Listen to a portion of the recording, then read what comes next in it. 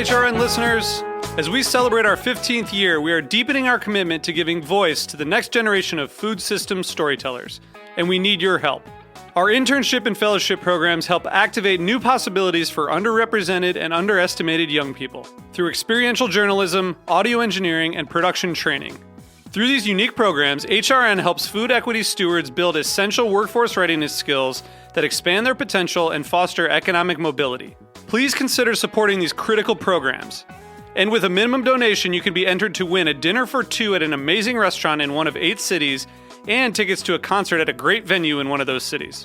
We have incredible partners across the country who have donated, as they also share our passion for helping to educate the next generation of food systems storytellers. Check out heritageradionetwork.org/15 to donate and enter to win today. That's heritageradionetwork.org/15 to donate and enter to win today. And make sure you donate before March 31st. Thank you. You're listening to Heritage Radio Network. Heritage Radio Network is food radio supported by you. Learn more at heritageradionetwork.org. This episode is brought to you by Roberta's, home of Heritage Radio Network for 10 years. Learn more about Roberta's at robertaspizza.com.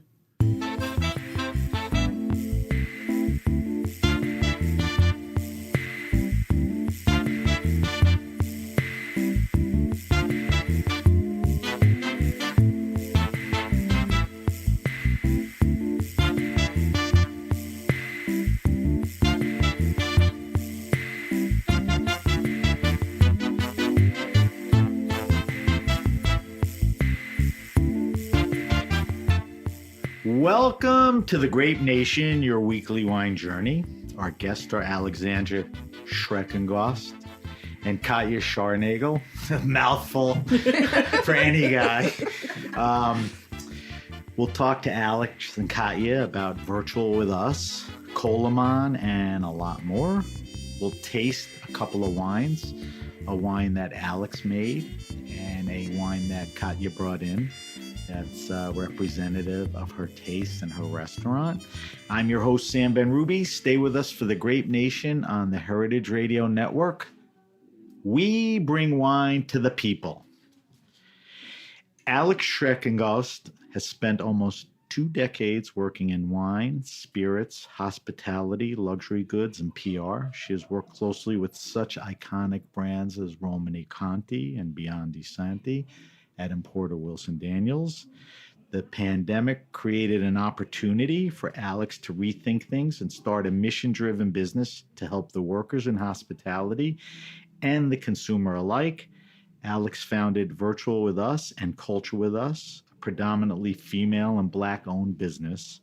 Katja Scharnagl hails from the Wachau, is that how I pronounce it? Yes. The Wachau region of Austria. Grew up surrounded by wine. While in Austria, she attended culinary school, received her SOM degree, worked at the finest restaurants. She landed in the U.S. around 2011 and worked side by side with Aldo Sohm at Le Bernardin for almost a decade. Katja is now beverage director at Coleman with Marcus Glocker, one of the highest rated and hottest restaurants in New York City. And she is part of the Virtual With Us Beverage and Culinary Network. The interesting thing about this interview is Alex and Katja have pivoted to new directions in their career path, and we're going to talk about that. So, was that introduction accurate for everybody? I think so. All right. So I want to welcome to the Grape Nation Alex, and I want to welcome back Katja, who was on when she was at Le Bernardin with 2 of her SOM friends. And none of you were there now, which is funny. Yes. All right. So it's easy for me to say, and I mean this, that, you were 2 of my favorite people in the business. I see Katja, more than I see you, but, Alex, you and I did a lot of fun stuff together, and I appreciate all that. So, I have really good feelings. We have a lot to talk about here. There's a lot going on, but as I mentioned off air, in order to give my listeners a little context, I want you to talk a little about your journey in life and wine that got you to where you are, which is Virtual With Us and Coleman. So, Katja, you go first. Okay. Take me back to Austria, but not too far back. Not too far back. Okay. So yeah, thank you for having us on the show. I'm super excited to be here, Bushwick. Yeah, going back. As I said, culinary school, grew up in a winery in Wachau, the wine region. And so I just wanted to spend a year abroad, basically. I was like, okay, and I visited New York on a personal trip and I fell in love with the city. I was here for 36 hours and I was How old were you? That was 10 years ago. It was like right before I came to US. And I was like, oh my God. And then how can I make this happen to live and work here for a year? I flew back to Austria, and a regular of mine at the hotel, he was like, don't you know anybody in New York? I'm like, no, I don't. Who do I know? And he was like, yeah, there's somebody like called Aldo Som. I was like, yeah, I've heard about him, And he's like, oh, should I call him? And I was like, okay, Yeah. Did that guy know him or no? Yes. Knew of him or knew him? He knew of him, and he had his number, and he called him on Christmas Eve, and I was like, I have a young lady here. She wants to go to New York, and she wants to work with you. So, and Aldo was like, oh yeah, no, send me the resume, and let's talk. And then we had our first phone call. And the first thing Aldo told me is like, listen, it's not Sex in the City. You have to work here, just to make one thing clear. And I was like, okay, I guess, I can work. And so we ended up agreeing that I would come for a 3-month internship. And, I grew up in Wachau. I grew up in a little village, 10,000 people, never lived in a big city before. And he's like, just make sure you kind of like New York. I was like, oh, of course I'm going to love New York. That's but fair. It's like, it's a little different, And so I spent here the summer in New York and worked at Lebanon and kind of like ate my way through the city. When you worked there, I mean, you were like a apprentice sommelier or? Yeah. So I was on the floor. Initially, I was in the office and I was on the floor. And I think the first or second day, Aldo was like, just stay in the corner. Don't move. Don't do anything, Wait, we know Aldo and love him. I mean, Aldo at this point is legendary. Yes. Was he a good guy then? Was he tough? I mean, what was your first impressions? Forget what we think of him now. I want to know then. He was amazing, but definitely tough because then like after a couple of weeks, he's like, you want to keep on doing this? Then just, get it together, basically. And I was just amazed. I mean, the first time like standing in this beautiful restaurant and then also the fast pace, and I like in Europe but you already had done certification. You worked in great restaurants. Definitely. But this still was all completely off. I mean, really? I was like, whoa, what's happening here, And like, you have multiple seatings, you turn the tables, you have 3 stars, it's the best service you find in the city, And so, and it took me a while to get used to it, and then we had this little conversation. He's like, just study your Burgundies, study this, and you're going to be good to go, And I loved it, And Did you? I mean, yes. were you diligent? You embedded yourself in all of it? Definitely. Yeah, I had Aldo as a great teacher. At what point does he take you on or indicates to you, listen, stay and do this? Yes, pretty fast. So pretty shortly after we had this conversation. So do you have to go back home, settle up, come back and move here? I spent all my money that I had in the 3 months I was here. I was eating my way through New York, but there was no opening, So I was like, I can find you a job in New York City. Doesn't matter where you want to be, I will help you. And I was like, no, I want to stay here with you at Lebanon. So you waited for an opening. So I waited a year and a half, And that was what, about 2011? Yeah. So how many years did you spend there? Almost 11 years, yeah. Right. Yeah.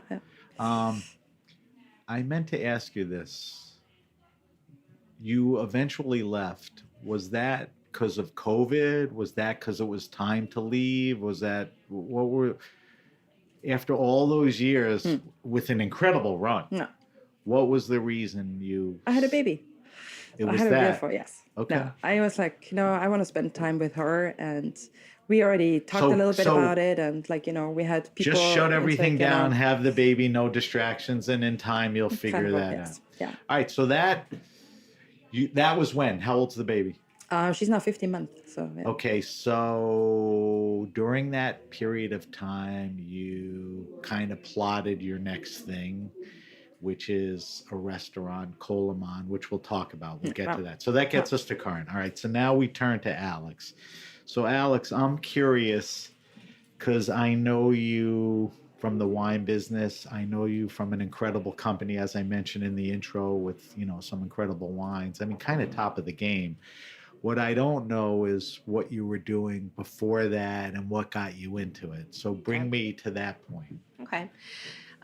So, I graduated from college and I wanted to do communications. I knew that was the direction. And I always loved food and hospitality and wine. And I didn't really know how to get into that. So I first started doing the Rubik's Revolution and the Rubik's Cube. And I said, this isn't what I want to do with my life and my career. And Wendy Knight, who was associated with the French Culinary Institute and Dorothy Hamilton at the time, said, let's bring you on as a junior publicist. And I essentially got Dorothy her placements, her feature stories, and we really focused on her, but also the deans of the school. So I worked with Jacques Pepin, with Cesare Casella, with Nils Noren, Dave Arnold, and I used to get press for all of the deans at the school as well as Dorothy. And I really just looked up to her, and I loved everything about her, and she guided me in this way. And she said, you're really good at hospitality PR. And when Wendy was looking at the growth plan for me, she suggested, she's like, we're a very small agency. You're not going to really grow beyond here. And she was moving to Vermont. And she said, you should go to Susan Magrino. And she called up Susan Magrino, and I went there. And that's really where What year are we at? So that was around 2009. Okay. And Susan and I had a great conversation. I met with Alan as well. And they said, well, we have a culinary wine and spirits division. Do you want to try this? And so I said, let's do it. And they put me on William Grant & Sons. I represented the whole portfolio. I opened up a Voce and worked with Missy Robbins and really opening up restaurants all over the United States with Magrino. I worked with, the Fontainebleau and so on.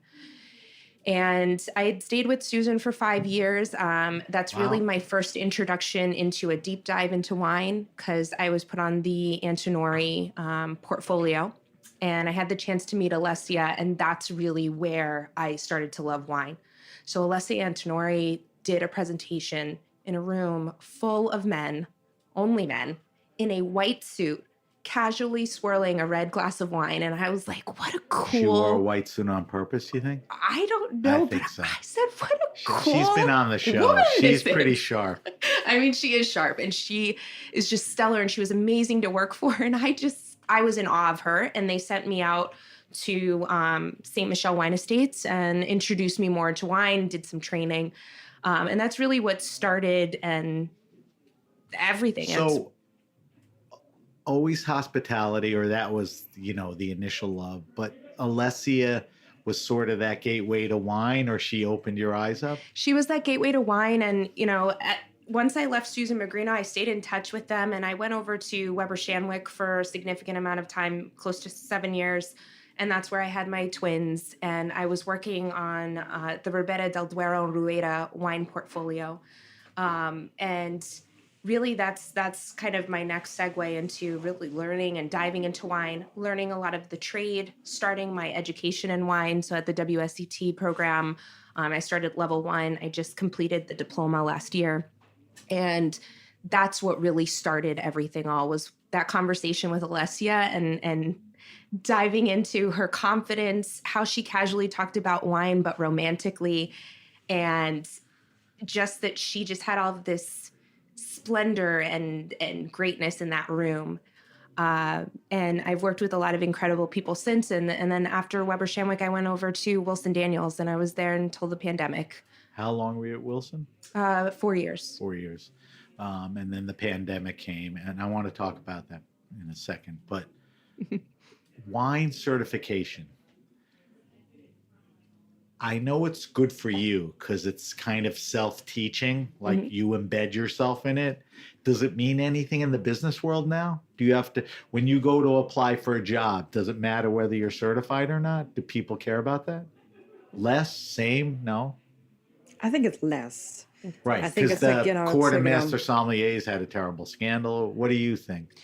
I think it's less, the thing for marketing and communications is a lot of people, and the reason why I went to get the certification was a lot of people are like, oh, she's just the communications person or girl, or she's just the marketing person. And I wanted to showcase that I could bring it, that I knew what they were talking about, Fair. but that I could also articulate it to the media with an understanding of what wine was. I think that's fair, and that's, well put.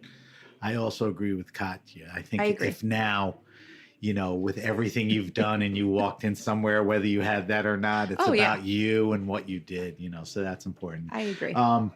So is it fair to say that the pandemic changed the course of your lives? I mean, start with you, because I'm positive it did with you. Yes. Yeah. So, we actually had Aubert de Villaine. This is Alex talking. This is Alex talking. So now you know the voice. Go ahead. We had Aubert de Villaine in March of 2020, that very first week, and we were hosting an event, and everybody was stirring about COVID, and I had, we were trying to figure out what do we do, and so I stayed, working remotely at WD until July.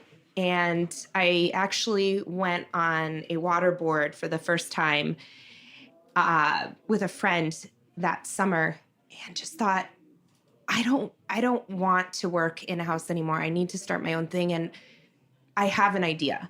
And as the idea kind of started to formulate in April and May, everybody was on lockdown.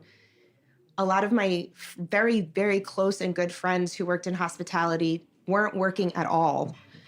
Some of them weren't even freelancing or contributing because they had dedicated that industry got hit hard. Right. So you weren't furloughed or let go? No. You were just, everything was kind of shut down. You were at home. I was working from home. And you got to thinking the level of activity was near nil. Yes. As far as all of that. Well, I gave my resignation. I gave notice from July until October. And they knew I had this project. They asked what it was. And I think at that time I was like, there's an opportunity to help a lot of people. There's an opportunity to really grow professionally and to be in a space where I would like to be in. Right. And I said, let me try. The worst that could happen is I fail and fall on my face, and then I'll have to try something else or go back to an agency. I mean, I love that part. We're going to come back to that. With you said before you left because you wanted to have a baby. Did the pandemic have anything to do with how you thought or, having a baby, or that was always your plans? I don't know if it was a plan. It was just, it happened. Lots of champagne, know. I mean, yours is very specific. Yours is coincidental timing or whatever. Yes. You were ready in your life, yes. to do all of this. Just curious. I mean, do you taunt Aldo and say, listen, I want to be a mom soon. This isn't going to last forever. You never have that conversation. No, we never had this you don't have to, by the way. Conversation with the boss, no. So this is a general question, and I'm curious. You both are, I'm making up a word, hospitalitarians. You guys are in hospitality. Has hospitality as we know it, has it returned to levels similar to where we were before? I mean, you have two different perspectives. Yeah. Hers should be pretty good. How do you answer that? So on my end, I see it's kind of this weird balance. There's craziness everywhere. You see a lot of the restaurants doing really well, but then you also see the restaurants that were struggling. It's bizarre. You see some incredible talent and they're opening up their restaurant like Katja and Mark did. People want to be there. There's great energy. And everyone wants to be out. But I think it's very specific. And I've heard this a lot from my friends who live in New York, like in the city, because I live right outside, is that the offices are not what they were. So the day-to-day business during the day for lunch, for example, or just hosting with your teams is very, very different than what it was. And a lot of companies went in and gave hybrid models permanently. So when you do that, you have an influx of people coming in just on certain times of the week, or certain times of the month. And so I think from a restaurant bar perspective, you do see that shift. And then on the virtual side, I also saw the shift too, because you had people kind of going back to restaurants really excited. I mean, I don't want to make my own cocktail at home. And so I'll drink wine. Right. But so you see that shift, and it's very bizarre, and it's very interesting to navigate right now in terms of just determining what the landscape is going to end up being in the end. A lot of organizations are confused and don't know what to do to, one, ensure culture and maintain it, and entertaining customers and guests, their teams. That's a huge proponent of that. I think that's pretty accurate, because the question is so general. But that answer is very specific. I mean, I live and breathe this every day. No, I know. And I think the takeaway is things are better, but we're not there. Yeah. But what's interesting with you is, and, Alex alluded to it, there's sort of been a renaissance of restaurants. But off to the side, yes. There's many other problems, people, staff, restaurants, you read about them going under. But you got involved in a project, where you just opened a restaurant to great notices. Yes. So in a sense, is it fair to say that indicates that hospitality, is making a comeback? Oh, totally. Yeah. People want to be out, We have a lot of customers that are coming in with, on dates or with families, etc. We definitely see less of the business dinners, Right. That's, I think that's a good point. Those were the guys who ordered 11 bottles of wine. Yeah. So I think it's more like casually meeting up with friends and people, like, when you still hear of people, oh, we haven't seen each other in a year, or we haven't been able to catch up, in person since a year. You still hear it, And then you have people coming in that are still a little COVID cautious, they're coming with masks. They want to ask, can we sit separate? We don't want to be like in the middle of the restaurant. We want to have a separate corner or something. They're so specific about that. Yes, so there's a smattering of everything, but one observation is there's definitely less business and all of that. That's interesting. I always feel awkward asking this question because you could probably do a show on it, and sometimes it seems kind of shallow. But I'm always curious. I mean, you're women, you've been in the industry for a long time. Alex, you've worked at least Wilson Daniels. I mean, that's kind of a manly side of the business. The agency, Magrino is owned by a woman. Mm-hmm. That side of the business is very women dominated. The restaurant business has seen problems. You've read stories in the Times and all of that. Did you guys ever feel that being a woman sort of hampered your opportunity, your advancement, or anything, to get ahead? Did you ever feel in business, this kind of sucks, or I'm not being taken as serious? Yeah, to an extent. I think the biggest thing was that there are very few women, and even on the marketing side, which was surprising to me, there were still a lot of men that were doing marketing and communications. I would run into a few peers that would be like, oh. But I do think it took a longer time for promotion, for raises, and things like that in terms of just being equal to my peers because they were men. Definitely noticeable. It was noticeable on my end. It was something that continually bothered me throughout the years of working in a variety of wine spaces and with wineries and with regions. And it's something that I had to grapple with because I didn't understand. I was like, I'm doing just as good a job or maybe better, or I don't understand because I work all of the time and I'm working hard and I'm delivering, or whatever it may be that I was thinking at the time. It was a struggle for me to adjust and accept that this is what it was. And then I was like, why do I need to accept it? Right. So it varied, and it depends who my boss was at the time, but it definitely, you definitely saw it. Right. I think it existed that way, and it still does. Now, you were in a nice circumstance with people you knew well. Did you ever sense, like, you were at the restaurant 10, 11 years. I know Aldo, he had a lot of women sommeliers. Yeah. I guess you didn't really sense that. What about outside in the industry or events or whatever? No, I've been asked this question a couple of times now, and I have to say, like me, no, never. To be honest, I always worked hard.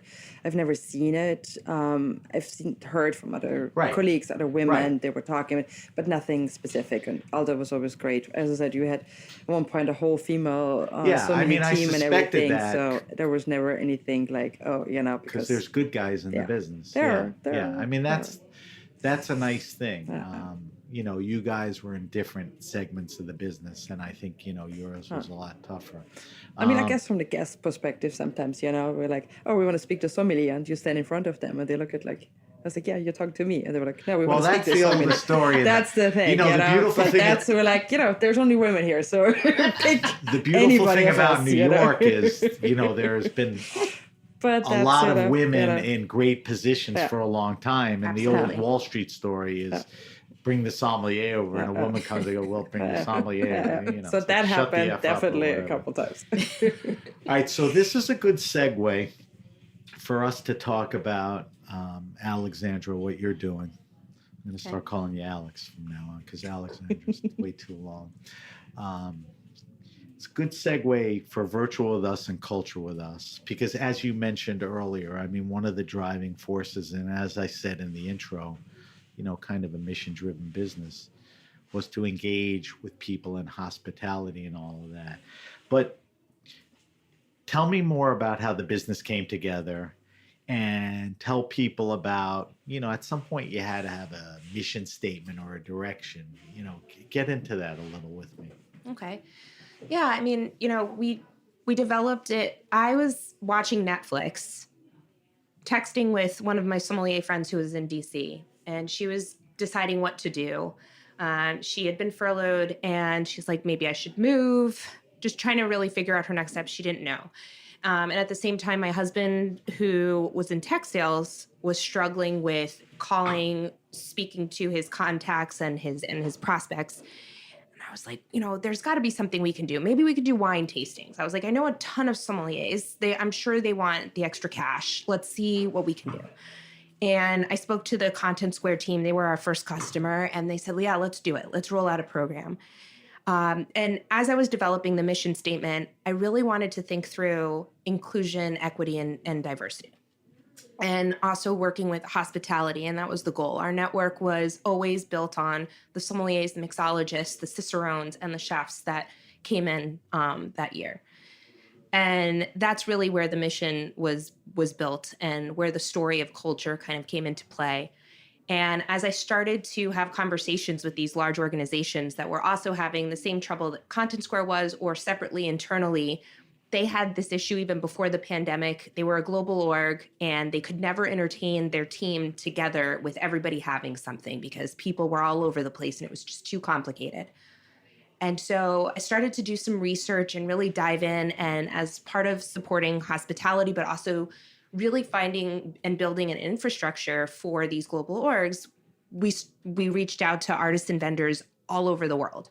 Hey, you're a small business, you're women owned, you're a mom, and you do beer and cheese in Japan. Can you work with us? Or you do something in Egypt, can you be our vendor? And so we started to really build that process through there. And I know it's very scrappy, but we are a startup. It's terrific. And that's really how it started. And I remember it was just myself and Sue, who's my logistics and finance director now. And her and I were up at 2 a.m, calling Asia, trying to figure out who can fulfill there. Then we'd, at 4 or 5 a.m. call the UK and find partners there. And over about a 2-month span, we were able to really start and build out what is today, which is 65 countries. And in building that, we were able to procure customers like Johnson & Johnson and Nestle and Salesforce and Oracle and all of these large companies. All right, so, because I know both sides of this. Now tell me, or tell my listeners, what you do. Let's talk about, the service. You sort of talked about infrastructure and getting suppliers and all that.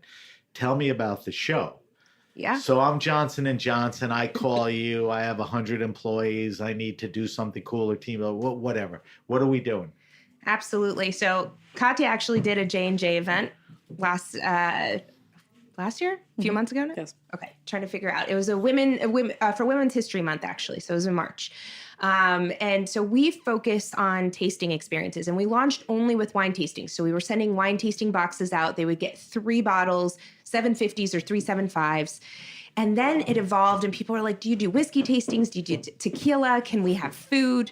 And that's really what started the culture. And so now... So a lot of the expansion of your offerings was push from the other side. It's like, this is great. Can you do this? Well, it was both ends. It was, what creative ideas do you have for wine pairings around the holidays? Or what can we do with our team that involves like art, but while we drink? And so in building that out, we decided to build out an offerings catalog that expanded beyond that, because people can enjoy wine and do many things.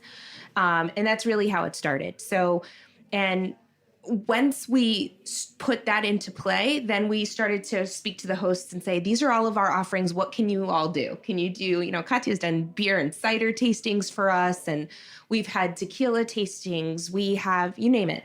And it really was built on just being creative, because also on the other side of things, we only started virtual in 2020. It was only virtual.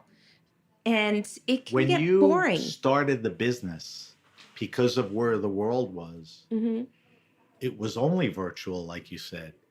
Did you think the world was going to come out of this and you would take it somewhere else, or are you sort of set up as a virtual company? Nope. I started to build the infrastructure for culture a few months after.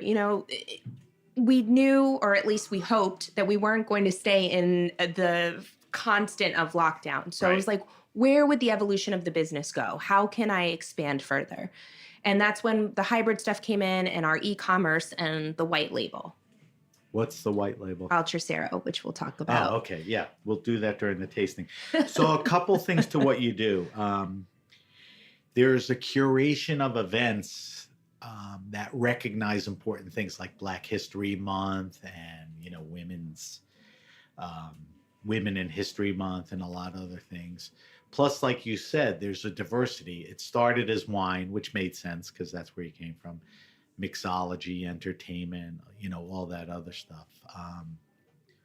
How do things break down? I mean, is it still a lot of wine, or it's a lot of everything now? So it goes from season to season. Wine is always our most popular. Okay. But is that because wine's a great thing and it's a great social lubricator and people are always inquisitive about it? And it's something that the general public, the masses, when you're dealing with a larger group, the majority of the folks are like, I like wine, I'll drink wine. Versus like, I'm doing a tequila tasting. You have to be fully committed to that. So it started there, but I would say what's really popular right now for the holidays or holiday cocktails. We do a lot of champagne tastings around the holidays, and everything is incorporated with food. So we have like our gingerbread and hot toddies. And you said to me off air, why is everyone ordering a gingerbread house? We don't. Well, what do you expect? We're going to have a gingerbread house shortage. Katya, this isn't a big champagne time of the year. I mean, half your list is champagne. It's like I thought you guys were smarter than that. Really, in that sense. So you went from virtual to live, right? Because the world opened up a little and you could do it either way. So we do both. So we have virtual and then what we call hybrid. And then we also have our corporate gifts, which also involve wine, also involve tips and tricks from our hospitality network. They'll receive like recipes or pairing ideas, shopping lists, different things like that. And it's still all B2B, but our e-commerce is open to consumers. Right. If you're in that business of acquiring all these things for everyone, you make it available to everyone. Yes. Now, everyone should know what's interesting to me is, Alex and I have been talking about coming on the show, and it was Alex who said, I'd like to bring someone on. And I said, what are you thinking? And she said, somebody in wine. And she had mentioned you. And, that was a no-brainer because, I knew. Thank you. But there's a reason behind it, because the way your business is built, when you present all these events and tastings to people, you have brought in the experts, and Katya is top of the game as far as experts and all that, but there's a whole host and all that. Explain who's leading these events. I'm talking specifically about Katya, but everyone else. You have a whole cadre of, these type of people. So you're not just drinking wine with some guy, you're drinking wine with experts. Talk to me about that. Absolutely. So that was the big proponent, in 2020, especially, where people couldn't go to restaurants and they're used to having a sommelier that lights up the room. And you have Katja at Le Bernardin at the time who's going to the table and speaking to you. They wanted that. They wanted to be able to speak to her or speak to anyone within the network that has worked the floor and has gone to their table and just really introduced wine to them in a way that made them want to go back. So that was a large component of how we built out the programming, was having people that the customers love to go dine with. And a lot of the people were like, wow, we know that restaurant. We go there all of the time, whether it was a restaurant in New York or San Francisco or Boston. And that was a really, really huge part of what drew a lot of our customers to us, was this incredible hospitality network. And they said, how did you get these people? Because a lot of our competitors, they don't have these experts, or they do, but they only have one or two, and there's blackout you dates. Have, not to diminish Katya, but you have a large handful of great people. Yes, I do. I'm I very think you're fortunate. doing enough events where you need a lot of people and all that. But I don't think Katya will do cookie decorating. No. She stays in her lane. I can do that. She's like, I'll do cookie decorating. I'm some dude at life, Johnson & Johnson or some other company, and I'm doing this thing with you guys, and Katya is my guy. Some people don't realize, what they're dealing with. It's that good. People have geeked out, and a lot of the senior leadership and executive leaders that have been to the restaurants too are incredibly impressed and excited, and they want more. So they keep coming back, and that's been a really, really great honor. Tell me another thing. As far as what you offer to people, how do you curate that? Like, what wines do you decide? Obviously, what cheese? Yeah, I guess you get to taste everything. I guess people are pitching you now, but how do you? You're pushing a lot of product out now. We are.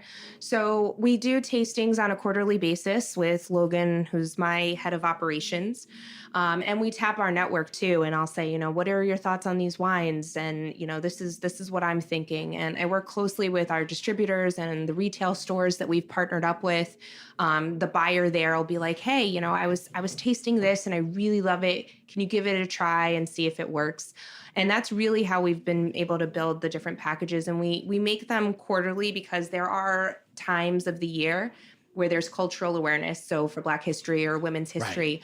But it's something that we incorporate throughout the entire year as well.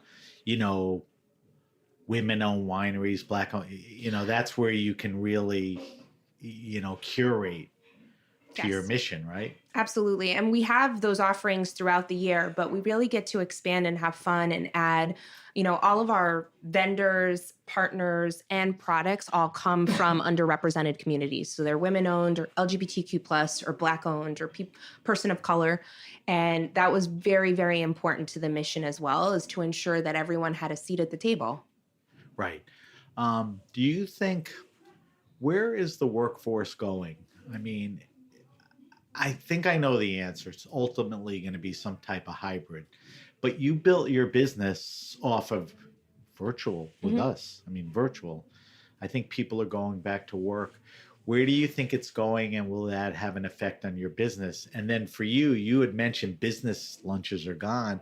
I think people are pushing to get people back in the office. Do you think you'll ever feel that? You go first. Where do you think this is going to land?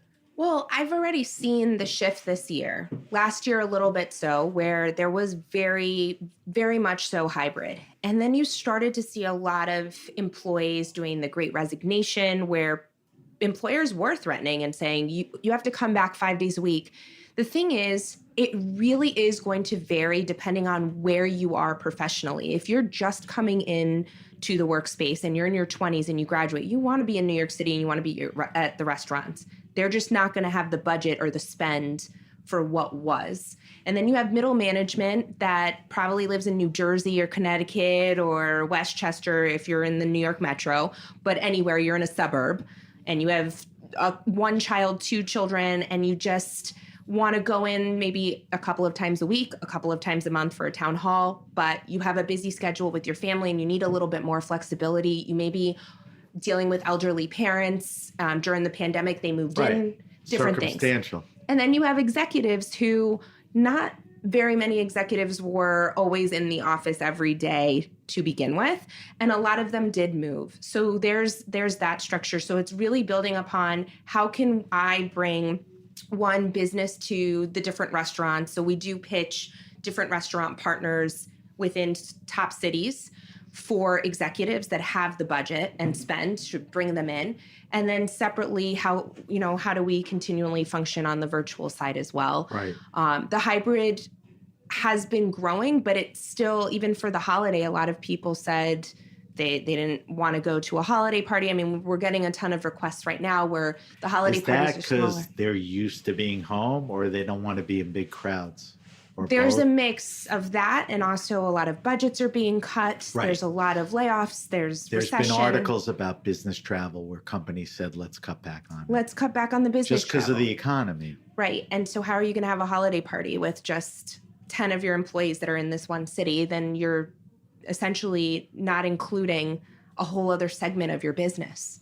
Interesting. So Katja, in New York, business guys were always a big chunk of the business. Right. And geographically, if you were downtown or you were like a big steakhouse, these guys would come to that. Always.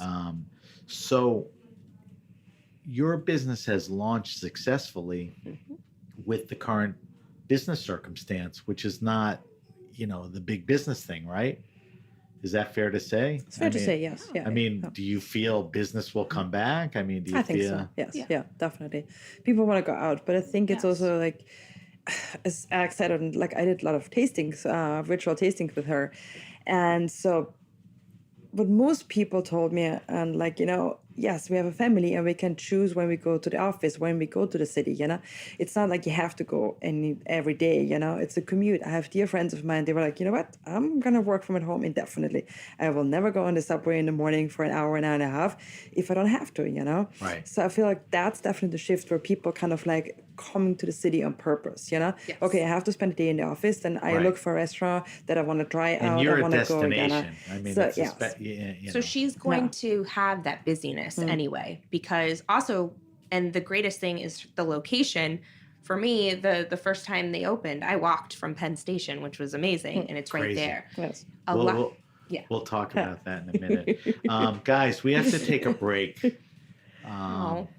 We are talking to Alex Schrecengost and Katja Scharnagl. Alex is the founder of Virtual With Us. Katja is the beverage director at a new exciting restaurant in New York, Coleman.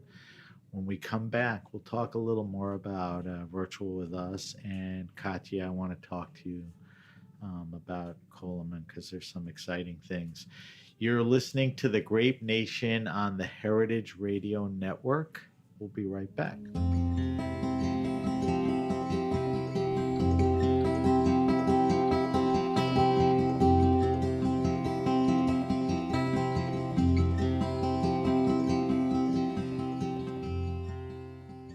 This episode is brought to you by Roberta's, home of Heritage Radio Network for 10 years.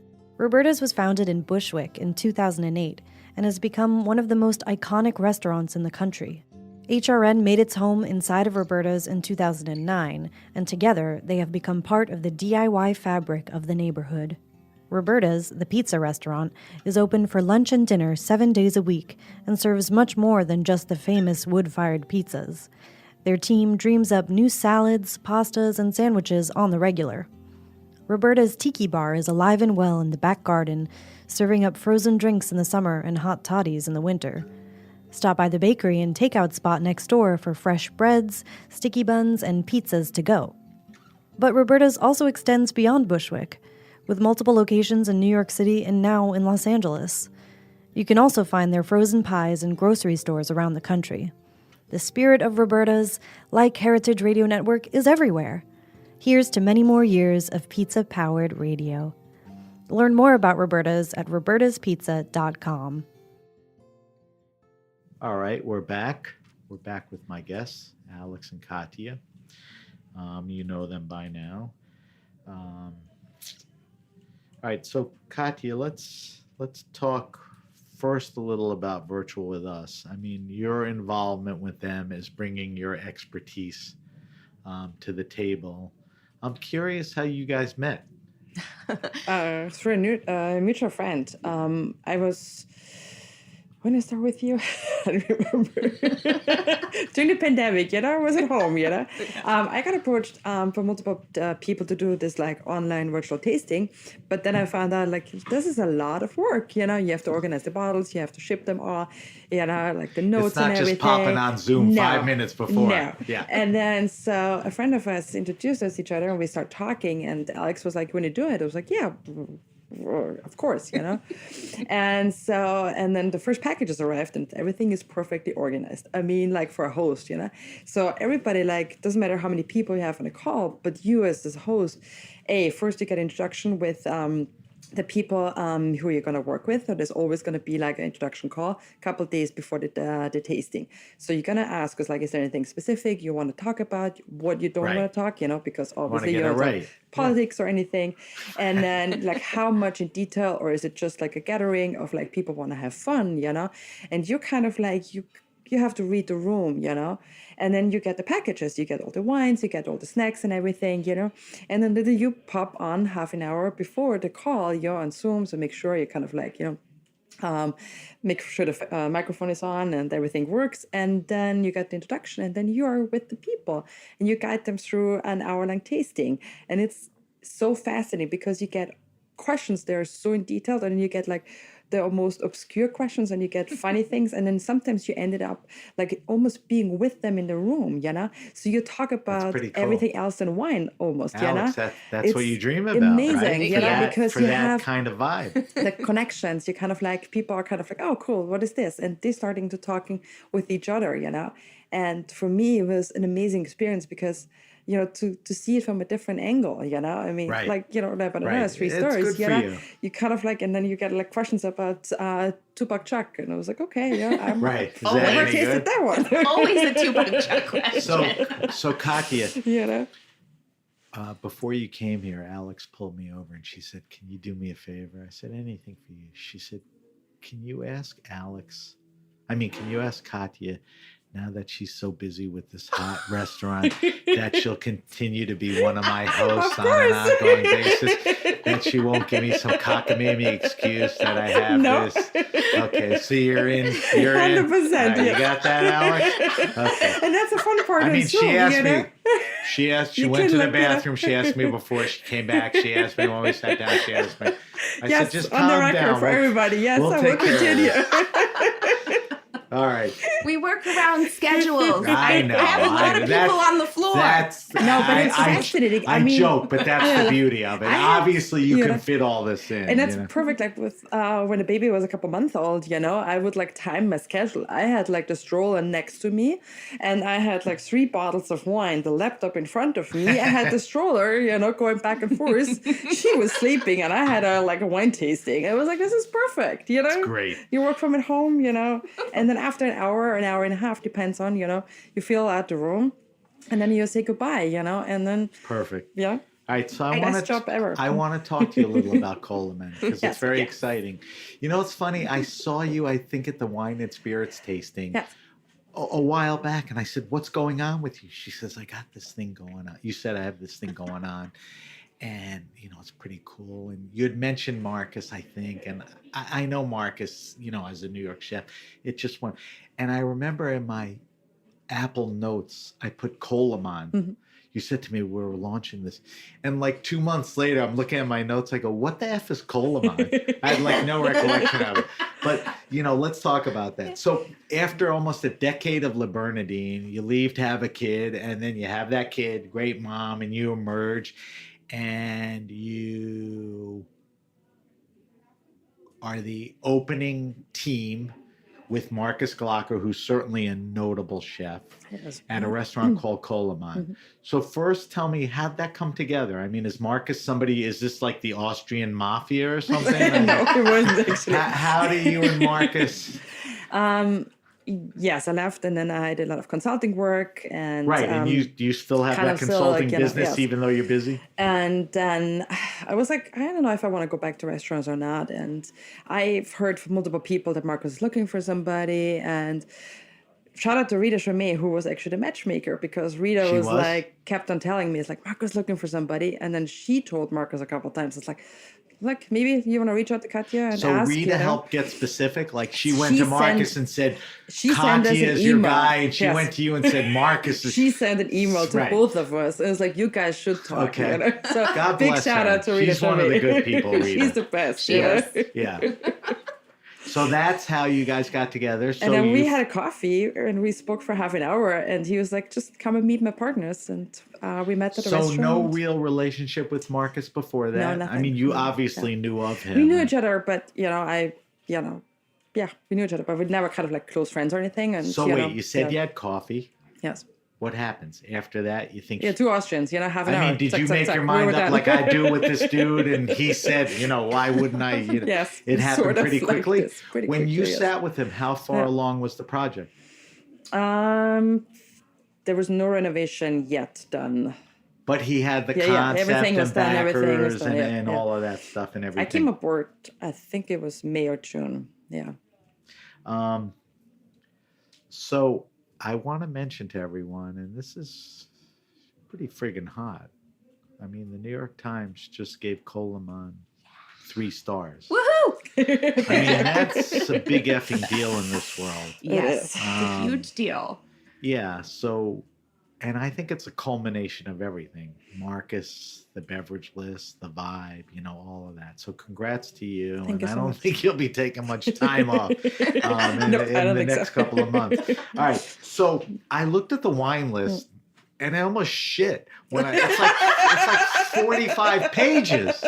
Yeah, it grew fast. Sorry. Oh my God. I'm like, Katja has good experience. She put a tight little list together. I'm like, boom, boom, boom, boom. So what, and I want you to tell me about the wine list, but one thing that I did notice was it's very Francophile centric. There's a lot of French there. Yes. There's a really nice representation of Germany and Austrian wines. There's a nice representation of the US and an off the charts champagne list. Is that accurate? I mean, did I leave anything out? No. I mean, after that, you're good. All right. So tell me, did you put the list together that way because it complements the food? It's the dream of what you wanted to do? I mean, how'd this list come together?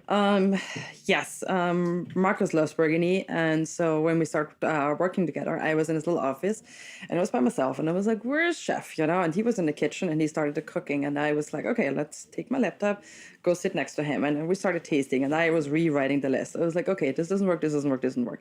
And so we kind of like naturally came together of like champagne, I think works great with this cuisine. Burgundy, he loves it and it works as well with the cuisine. And I just want to have a fun wine list for everything. So there's a lot of wines on there for $60 and it goes up value there, and price. Certainly the quality is a no-brainer because that's what you know. But there's a lot of opportunities definitely. For that. Yeah. I mean, how many champagnes do you have? I mean, every region in Champagne and every corner there's a champagne, right? Yeah, I think I went a little overboard, but it's okay. Yeah. I mean, that's, it's remarkable. Yeah. And then on the U.S. wines, why do you include a few U.S. wines and like who do you choose? The core concept we tried to like a lot of from France, Austria, and then United States. So those are the 3 countries that we're working for now. Kind of like as the heart of the list. So when you put the list together, you have the experience and a dream of what you would like. But where do you and Marcus sit down with the food and say, we have salmon and a lot of fish. Totally. Let's make sure. I mean, you collaborate. Yes, definitely. Where that all happens and everything. His food is so elegant, and it's really kind of like it's gorgeous, and that's why salmon dish, that layered thing is unbelievable. I'm always curious when you put a list together. I've had a lot of people on, like I had Chase Sinzer on, and he just got 3 stars, yes. and he has a very tight list. I mean, he has a reserve list and all that. Is it harder to put a smaller list together or a bigger list? Smaller. And it is. Yeah, totally. And is there anything on the list, because you're focused on what you do, that you want to have on, that you like, that you know you can't? Nobody says no. Is this your dream list? It's getting there. Yes, absolutely. Yes, yeah. Like no Italian wines. Yeah, you can't have it all. But are there any Italians that it's okay, right? I mean, as I said, you can't have it all. There's budget and there's room. So we're cellar in New York. So budget and room. I mean, 45. And what's interesting? I think pre-COVID, restaurants had a handful of people on the floor serving wine. And then COVID came and literally everything shut down. And then when things started reopening, there were less people. But you have like 2 or 3 people, that are wine centric. Yeah, and it's definitely. It's a medium sized restaurant. It's not small and it's not huge. But the wine service, what did you take away from Le Bernardin as far as putting this list together? Either tasting stuff or Aldo's influences? Everything. I mean, I learned everything from him. He's the biggest mentor and the biggest best friend. And I think it's also like the connections, I mean, come on, I've tasted a lot with Aldo, and to get the connections and kind of like going back to it and kind of like reaching out to people. It's like, hey, I'm sort of like, let's taste together. Or this producer that I had previously at La Verdad, is there anything, obviously allocations, you start on the bottom, doesn't matter who you are, you open a restaurant, you start with Bourgogne Blanc instead of like whatever it is. But it's the connection with people, and I think that's the most important part of our industry. You get to know so many people along the way, and that's why Alex, when we started, it was like, who knew what coming out, and now it's a beautiful friendship that we kind of like, support each other, and so that's great. I think that's the most important part, it's the human factor, Congrats to you on, all your hard work. Thank you. Who knew you would land, here? All right, guys. Couple things left I want to do. I have a thing called the wine list where I ask all my guests their wine preferences. You did it when you were on. Alex, I'm curious about you. I ask my guests 5 questions, same 5 questions from day one. We post them on social media. I have a database of the greatest people in wine and their preferences. So I'm going to ask you 5 questions. Alex, you go first, then Katja, you go next. Okay. And I don't want you to dwell on these questions. I don't want long-winded answers. I want answers to the questions. All right. And like I said, I post these on social media. And then I want to taste Alex wine, and that's an opportunity. But before we get into it, Katja, I said, bring a wine that's sort of representative of your taste, the restaurants and all that. And one of the nice things that I heard is that you have bottles that are very reasonable. So you can go in and have this amazing cuisine, get these curated wines, and get them at a price that's not bad. So I said, bring a bottle that represents that. So just tell me a little about this wine. It's a Coteron. Il fait suif, so which means like you can drink it every day. It's super chuggable. It's Grenache with a little bit of Syrah. Like 80-90% Grenache with a teeny bit of whole berries, a little bit carbonic on there. It's just chuggable. It's so good, and it's just this one is of the on wines. the list? And it's on the list. It's is by this the glass bottle, right now. Glass, both? Or? Both, by the glass and by the bottle, and it's just a fun wine that's so elegant and so juicy. And I tasted. We just put it on the list a couple of weeks ago, and I had the staff tasting on it, and everybody was like, "Oh my God, this is so good!" So everybody keeps selling it, which is amazing. Did you know about this wine and you just decided when to bring it, or you tasted it and everybody? That's amazing. Yeah. So, whether you remember or not, what's a glass cost of this about? I think I have it $18 or $17. Yeah, right, and for the quality and all of that.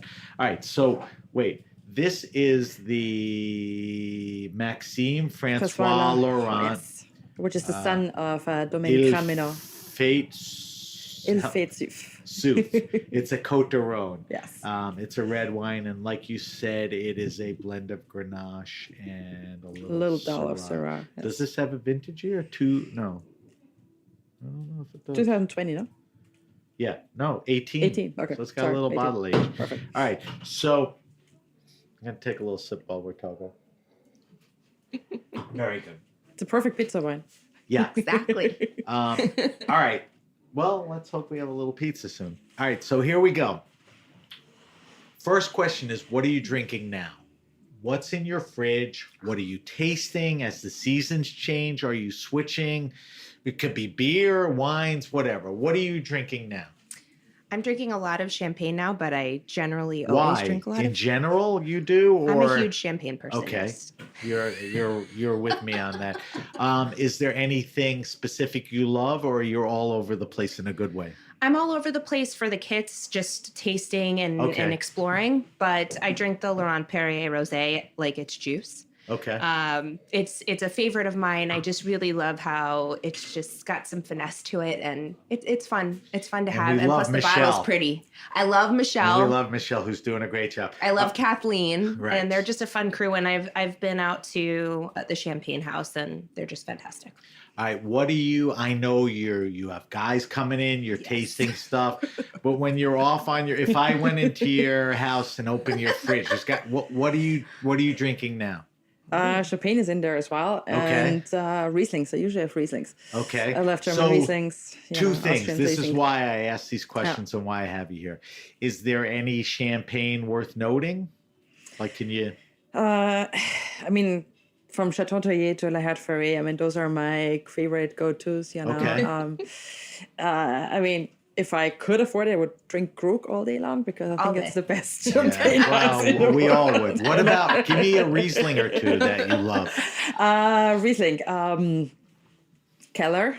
But the basic line, you know, whatever they have, can't go wrong, right? Otherwise, Vollenweider or Judenhart, Franzen. I don't know if you ever heard about Franzen. Franzen. Yes. Oh my God. So Franzen from what region? In the Mosel. Mosel? Super young couple. I visited them a couple of years ago. And reasonable or expensive? Yes, super reasonable. Okay, so that's look out for them. That's what I'm looking for. Franzen. Yes. All right. Try and the Cabinet, and they have one which is called the Zeit. Franzen Cabinet. Yeah. Little off sweet, just gorgeous. And like I said, I post this stuff. All right, second question, maybe the goofiest. This should be the quickest. Favorite wine and food pairing? Not what you think is good or you would recommend, but what you like. So in the fall, I like to do Barolo with chocolate and like candy, like Halloween candy. I'll sit down with like Twizzlers. People think it's weird. Twizzlers and Barolo? Yeah, I'm a weird person. Do you ever person. bite each end and suck the I Barolo? do, and I watch Twizzler? Netflix while I'm doing it. I'll have I've done Doritos with the Barolo before. Don't judge me. I'm being not honest. judging. The only thing I'm judging you on is I think Barolo and chocolate's amazing, but you throw Twizzlers in, and now I'm confused. I just love like Halloween candy with I get it. And you have two boys that are, anxious to get out. All right. Favorite wine and food pairing. And don't tell me like schnitzel and Chardonnay. No. Go ahead. What? Schnitzel and beer. Beer. Okay. Or Gruner Schnitzel, you know. No, just like some delicious, spicy Thai food and Riesling, you know. All right. That So Thai sounds food like and it, Riesling. yeah. Just I agree chuck it with down that. and cool, you know, and just Is slightly Thai sweet. food good with Gruner or better with Riesling? I like it better with Riesling. What A little about sweetness. Gewürztraminer? No? Okay. No. All right. Good. All right. You guys are busy, but you get around. I mean, part of what you do, part of what you do. Favorite wine restaurant and our bar? Like, if somebody said to me, Coleman, I'd say, killer wine lists, killer people, killer vibe, incredible food. Mm-hmm. Restaurant with wine. And Eric Asimov just did a story about, is it a wine bar or a restaurant? You get out a lot, you meet people. So give me a couple of places where all that comes together that you guys like. And I want to... Besides Katja's restaurant, because I would just sit at the bar. Well, no, I want to disclaim that whatever you say is not your top pick. It's just a recommendation, so your friends don't come to you and say, Alex, how come you didn't mention me? It's just, what comes to mind. Who does it well? So we both agree on Coleman. Yes. Give me something else at least. So Le Mercury down in Soho, that's some place where I host. I'll just kind of sit there for lunch during the day. So they have a flower shop, but they have an incredible wine list that I can just explore. I can change things up. They have a good by the glass. It's reasonably priced too. And so it's not as extensive as Katja's menu, but it's something that I can enjoy until she opens up. It's a very cool spot. Anything else that you can think of? That's enough if you want to stop there. Well, it depends. If I'm staying in New York, I really like Manhattan. The view especially, but also the wine list there, the cocktail list, they've revamped it since the pandemic. And they did an overhaul on the cuisine there, and the pairings are just stellar. So, and I really do enjoy their list. I drink more cocktails there, but that's okay. Another one I would enjoy. That's okay. Yeah. If and when you get out, between opening a restaurant, having a baby, being pregnant, I mean, who does it right? I live in Carroll Gardens, so Red Hook Tavern, my absolute favorite. It's in walking distance. Is Rebel Flynn still there? That she had a baby, just like crazy. She did, yes. The burger is just killer, and the wine list is fantastic. Frank's Wine Bar, that's another. So one wait, of you live in favorites. Brooklyn? I live in Brooklyn. Yeah, I mean. My buddy John Patterson left, but it's still in great hands. Still a great hands. So those are two good places. And then Elvira, the Spanish place. What's it Cobble called? Hill. Elvira? Yeah, I think it's a good. V-A-R? Yes. O Spanish or place. A? Portuguese. I have to look it up. Barra. No, Elvira. Elvira. Elvira. Oh, No. Elvira. Yeah. I got it. All right, so those are good answers. And like I said, I'll post them. You should get to my friend James's Popina or Gus's Chop House. I'm literally like 1 block away from Go Gus's there. Chop House. You'll So put good. that on Yes. the list. I'm Yes. giving him a little plug. Yes. All right. So the fourth question is favorite all-time wine. When I structured the question for the show 5 years ago, I was very curious about my guests' most expensive rare wine they ever tasted. And as a matter of fact, Aldo Sohm taught me a lesson because he was on fairly early and I asked him this question, and the question segued into what was the most expensive bottle and who did you sell it to? And he right away, and he's a humble guy, he said, doesn't matter. You don't. And I'm like, you know what? You're right. Who gives a crap? No. That. So I restructured the question in thinking about that. What is the wine to you guys that changed the way you thought about wine? That was a gateway. That was, influenced what you're doing. What's the important wine? And that doesn't mean expensive or rare. What's the wine that had an impact on, how you think about wine today? You go first, Alex. Well, it was the Celaya. The Celaya, so Super Tuscan. When was this and what year was it? So it was during that Antinori event. And I had obviously had wine beforehand, but in terms of just going through and tasting it and really enjoying something and understanding the pairings a little bit more, but just having a wine that was, it's a weird word to use, but fluid and just super enjoyable across the board and with great people too. It was just, it was part of it is the time people say to me, it was this crappy champagne when I proposed to my wife. That's more memorable than a 61 Petrus, Yes. Who cares? So it was the Celaya. Do you remember the vintage year or you don't? I don't off the top of my head. What year was this? So it was 2010. And we were... So, it's a couple of years in the thing. It could have been our early mid-teens. Yeah, probably, I want to say it was like 98. I can't remember the vintage. That's all right. But so the Celaya, that's a wine. That was one that made an impact. I think the wine itself, but also the environment, the vibe that I was in. But tell me about the fluid part again. When you drank it, there was something where it all came together. We had a bunch of pairings out, and it was just the conversation was flowing. The room energy was great, which I love room energy, and the pairings were spot on. And I was just like, wow, this is great. And it wasn't gluttonous. I didn't feel, when you eat too much, it would just perfect. It was a good day. That's how you answer the question. That's the wine where, it had a feeling. Now, a little different with you. You're like Aldo Sohm Jr. You're like worked at the greatest wine list ever. What? So tell me, not the most expensive or what's that important wine to you, throughout? I think I can echo what Alex said. It's about people and in situations. And one of the things I remember, I was in Austria in February and I visited a winery, Franz Wieninger in Burgenland, and we were up in a vineyard, and he explained to me, it was called the Cypress, and he was like, you know what, every time I rent a new vineyard, I make sure there's a cherry tree in the middle of it. And I was like, why are you doing a cherry tree? And I was like, because, it's all about life, and everybody works hard and you're doing things, and then you're kind of like in the vineyard and it's long rows in Burgenland, and you're sort of like halfway through, there needs to be a cherry tree, because then you do a break, you sit down, you enjoy the sun, you have a little bit of your own wine, and kind of like think about life and think about the family, and then you keep on doing work and you continue your work.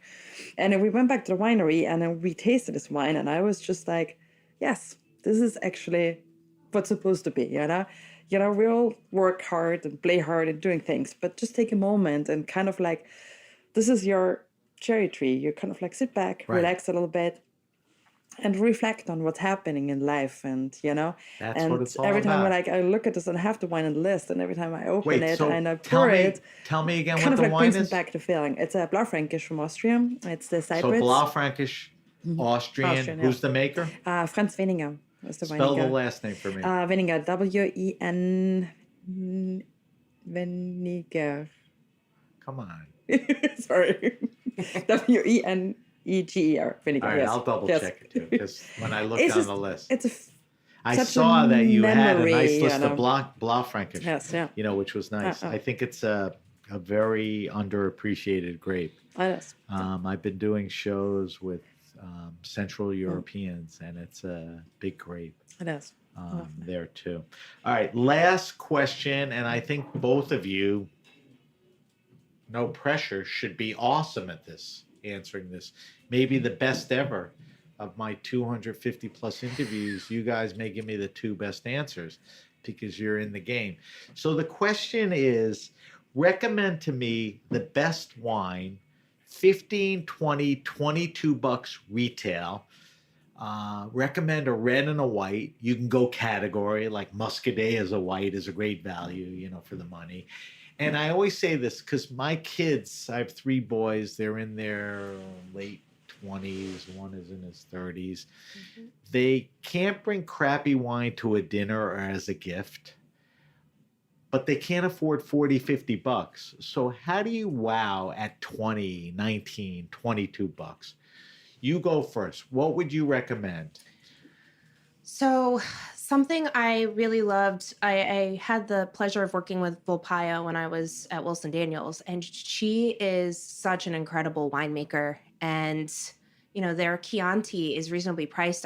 I don't know if the pricing has changed because I get samples, but it's in that 20s. It's in the 20s range where this is just Volpaia, Volpaia Chianti. Yeah. Makes a basic Chianti Reserve, whatever, Classico. Yeah. In that range. Exactly. And that's something that I feel is a good introductory, Chianti, but she also has other SKUs that are just wonderful. And she's just an incredible winemaker. Give me, in that vein, a white wine. Not a Volpaia white, but what do you think white? So, Andre Mack has his Chardonnay.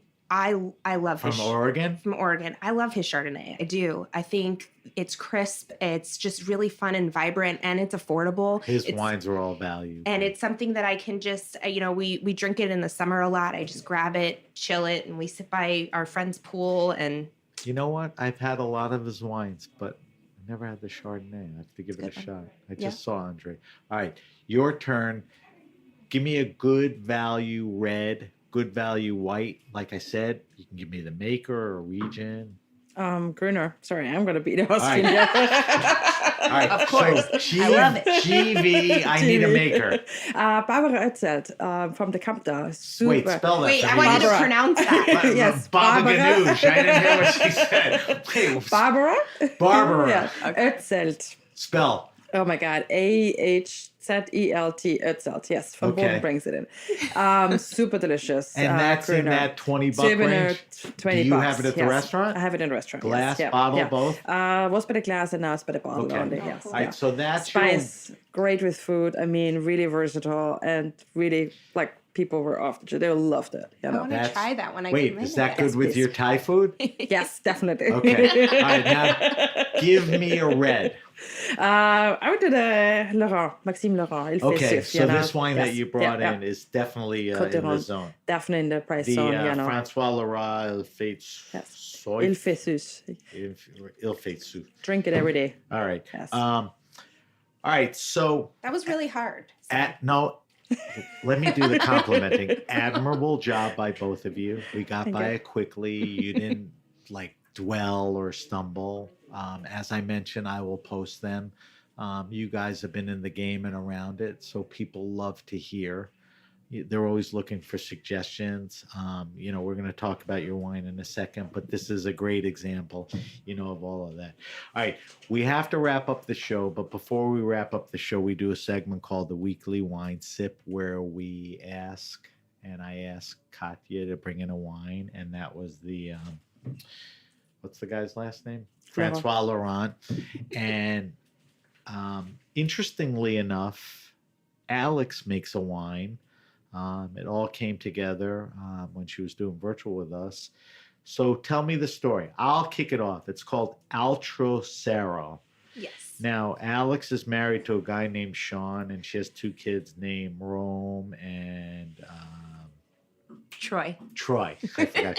So Al is Alex, Tro is Troy, Say is Sean, and Ro is Rome. Yeah. Okay. And I call Rome Ro all the time. That's his nickname. Right. All right. So tell me, it just made sense in doing what you're doing to make a wine? I mean, how'd this come about? Yeah, so, as part of really developing B2B concept, I needed to think about seasonality. And corporations don't typically do events in the summer or in February and March, early March. So I thought about it, and I've always had a passion for really creating a wine, and I had never known how to go about it. And so I reached out to my friend, Ram Callahan, and Ram, who's a prolific he's a master sommelier, master Boston region. Yes. And works with you now. And works, he's one of our partners, and his business partner is Dan O'Brien, who is the winemaker for Gale. And they have a wine company, DOB and Fawcett. And they said, we'd love to partner up with you, Alex. So we started brainstorming. They were making fun of me that I was like the guy from Sideways, because I was like, no more Merlot. I hate fucking Merlot.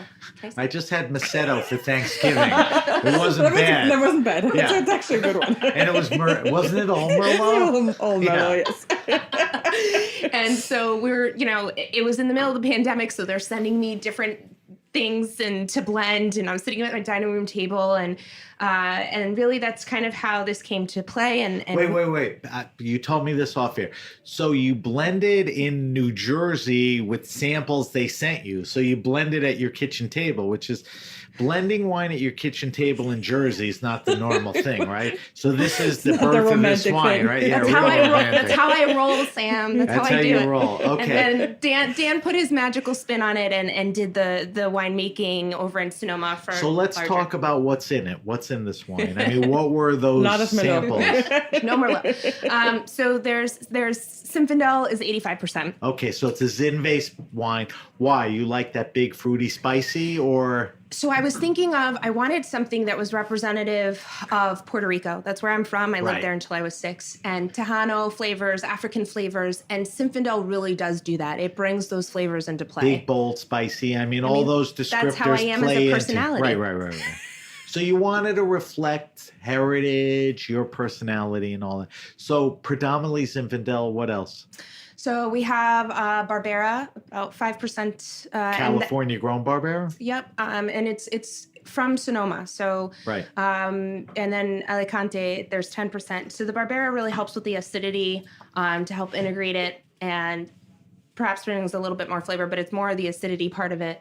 And so that's what makes up this wine. And now we're selling it, and So it's available with the virtual with us tastings and stuff, but on the site, No, not on the site. It's available at some retailers, right? Yes.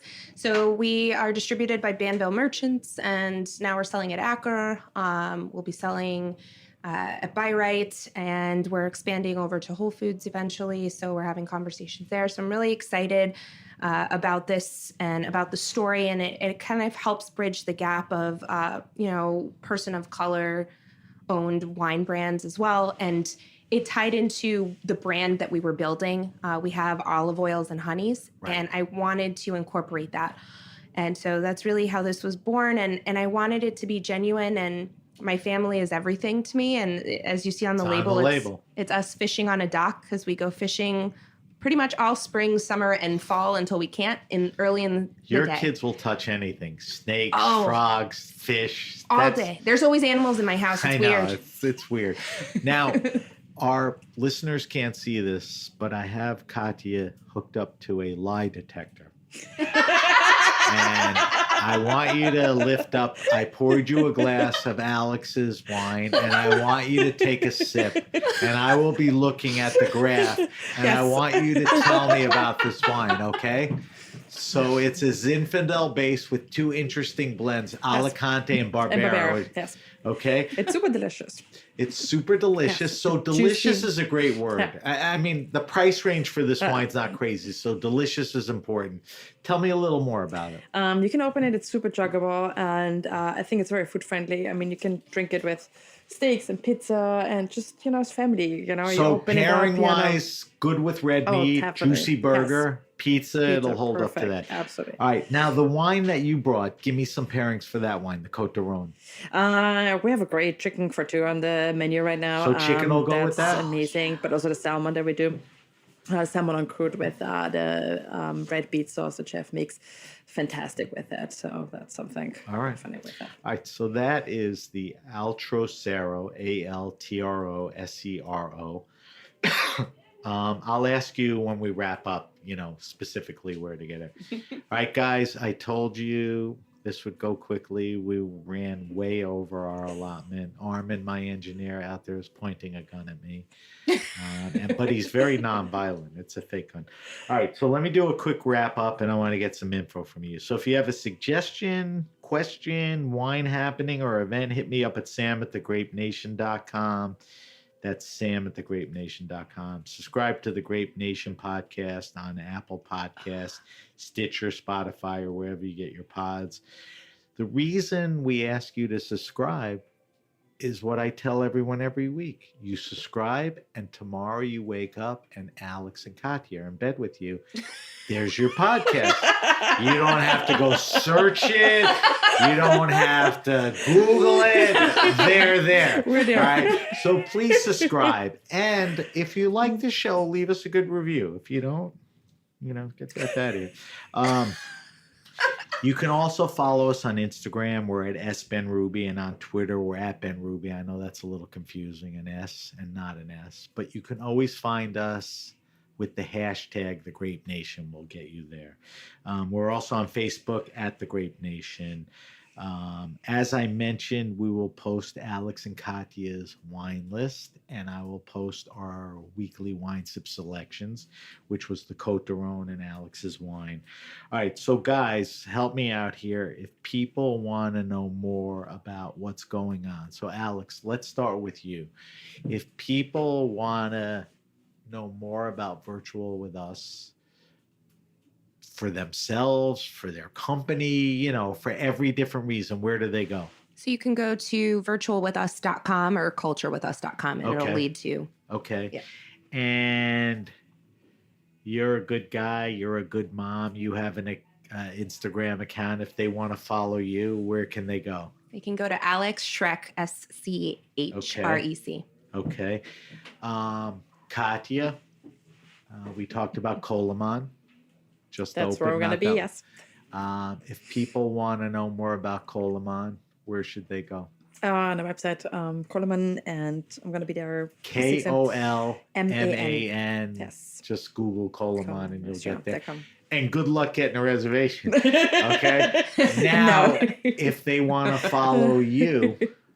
It's Instagram Katja Scharnagl. Katja underscore And then SCH ARNHAL. Yes. All right. Now, I pronounced it wrong the whole time. So give us the too. proper pronunciation of Scharnagl. Scharnagl. Right. Scharnagl. Whatever that. Please, Katja. Katja. Casually. Right. Nobody can say it. I did it. There were like 2 syllables. You did it. There were 9, but that's okay. All right. All right. So we got to wrap up. I want to thank our guests, Alex Schrecengost and Katja. Go ahead. Scharnagl. As always, I want to thank our engineer, Armin, for helping us out here. I'm Sam Ben Ruby, and you've been listening to The Grape Nation on the Heritage Radio Network. The Grape Nation is powered by Simplecast. Thanks for listening to Heritage Radio Network, food radio supported by you. Keep in touch at heritageradionetwork.org/subscribe.